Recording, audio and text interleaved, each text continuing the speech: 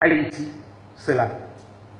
Non seulement ils ont les premiers posé les jalons de la condamnation de la traite négrière et l'ont combattu systématiquement dans leur pays jusqu'à son éradication, mais ils ont également été les premiers qui, l'arme à la main, se sont battus pour obtenir leur indépendance nationale. Et cela à la fin du 19e siècle, à une époque où déjà Hegel n'avait pas encore avancé ses théories, parce qu'il ne les avancera qu'en 1830, à une époque où également Gobineau n'avait pas encore établi ses théories sur la hiérarchie des races. Par conséquent, Haïti anticipait sur le discours dont on se servira plus tard pour légitimer le système colonial, à savoir l'infériorité de population que l'on était censé aller dans le cadre de la mission civilisatrice pour leur apporter une civilisation qu'ils n'avaient pas.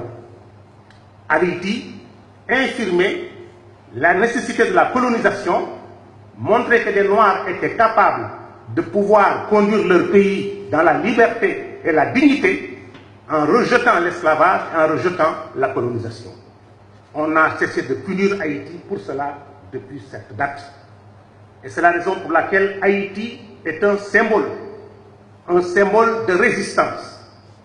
Un symbole de résistance culturelle, parce que c'est sur leur culture qu'ils se sont assis. Dans les pays, dans les villages haïtiens, la tradition leur enseigne que quand ils sont morts, leurs ancêtres, leur corps, leur âme est transmise par les ondes jusqu'en Afrique, qui est considérée comme leur père-mère. C'est l'ouverture qui est le modèle de la résistance, est aujourd'hui la figure emblématique la plus forte du monde noir. Vous savez comment on a fait? Le général Leclerc l'a finalement attiré dans un guet-apens, on l'a invité à un repas, on en a profité pour l'arrêter, on l'a ensuite mis dans un bateau, on l'a conduit au fort de Joux dans le Jura, où il va mourir dans des conditions atroces. Mais ce qui est beaucoup plus important, c'est que ce combat que lui, il avait mené, avant de partir, il avait dit: vous avez, en fin de compte, en m'arrêtant, déraciné l'arbre qui incarne la résistance haïtienne. Mais cet arbre a de nombreuses racines dans le sol haïtien. Et ces racines vont continuer de se développer parce que le mouvement que nous avons mis en œuvre ne s'arrêtera pas jusqu'à ce que l'homme noir puisse se libérer. Mais ce qui est beaucoup plus important, c'est que Haïti, puis ses successeurs, à savoir Christophe, Dessalines, Pétion, ne vont pas s'arrêter là. Après avoir proclamé en 1801 l'indépendance d'Haïti, le 1er janvier 1804, pardon, l'indépendance d'Haïti, ils vont donner les moyens nécessaires à San Martin, à Bolivar et à Miranda pour aller engager la lutte de libération nationale en Amérique latine. Cela, vous le verrez presque dans aucun livre, mais c'est la vérité.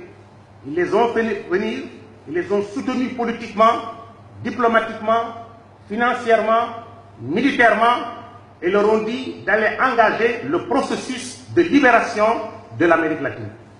C'est pour cela que Hugo Chavez considère Haïti comme le symbole de la résistance. Si Cuba vient d'accepter que son espace aérien soit ouvert, alors qu'il était fermé depuis 1961, pour que les avions américains y passent, et pourtant c'est la distance qui les sépare d'Haïti de 600 km pour y aller, c'est aussi par respect pour ce pays qui a été à la base de la gloire et de la dignité de l'homme noir. Si le président Thabo Mbeki a été participé au 200e anniversaire d'Haïti, c'est ce message-là qu'il a voulu porter.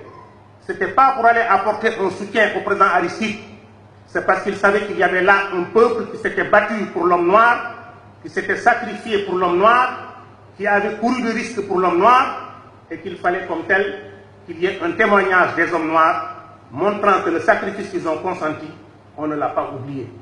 C'est la raison pour laquelle, quand hier, vous avez, dans des accents émouvants, évoqué l'histoire de ce peuple, qu'on a effectivement jeté sur des cailloux, qui avaient tellement transformé leur milieu de vie qu'au XVIIIe siècle, l'île de Saint-Domingue était appelée la perle des Antilles. C'était un pôle de richesse, l'un des pôles de richesse les plus importants. Mais le monde colonial ne voulait pas qu'il y ait un pôle noir composé de populations noires qui ont dit non au monde occidental, qui ont osé dénoncer l'esclavage, dénoncer la traite négrière, dénoncer la domination coloniale, qui soit une référence qui puisse être présentée demain aux générations futures africaines, afin qu'elles se disent voilà le modèle que nous devons recopier. Et aujourd'hui encore, quand vous allez dans les Antilles, quand vous allez en Guyane, quand les gens veulent demander l'indépendance, on leur dit ah, vous voulez l'indépendance? Eh bien, allez voir Haïti. Et vous saurez si vous avez intérêt à aller à l'indépendance. Par conséquent, en nous réunissant autour de cette question à l'initiative du président, nous posons un acte fondateur, un acte historique. C'est chaque Sénégalais, c'est chaque Sénégalaise, c'est chaque Africain, à quelques milliers qu'il appartienne, qui doit considérer que ce qui se passe en Haïti le concerne. C'est notre race qui est là-bas aujourd'hui exposée à la souffrance. Une race qui, par sa dignité, nous a montré le chemin de la libération de l'esclavage, le chemin de l'indépendance nationale et qui, aujourd'hui, représente par conséquent une référence sublimale dont nos enfants doivent être fiers.